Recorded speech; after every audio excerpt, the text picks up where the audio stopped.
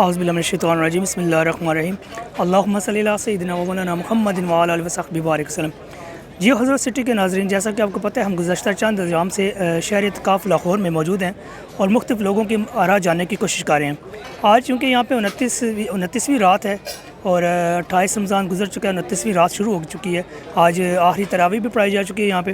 تو ہمارے ساتھ سے یہاں پہ ایک بھائی ہیں، آئیے ان سے بات کرتے ہیں۔ السلام علیکم ورحمۃ اللہ وبرکاتہ۔ وعلیکم السلام ورحمۃ اللہ وبرکاتہ۔ بھائی آپ کا نام اور آپ کہاں سے تشریف لائے ہیں؟ محمد امتیاز قادری ہے نام ہے میرا، اور جہلم سے آیا ہوں جی، میں ملا حسن آباد سے جی۔ تو آپ کتنے عرصے سے یہاں تشریف لائے ہیں؟ فرسٹ ٹائم آئے ہیں یا کہ پہلے بھی آتے ہیں آپ؟ میں یہاں تقریباً 92 سے آ رہا ہوں، اور یہ چوتھی دفعہ اعتکاف بیٹھا ہوں یہاں پہ۔ پہلا اعتکاف میں 98 میں بیٹھا تھا، پھر 2004 اور پھر 2007 اور آج 2025 میں بیٹھا ہوں یہ اعتکاف۔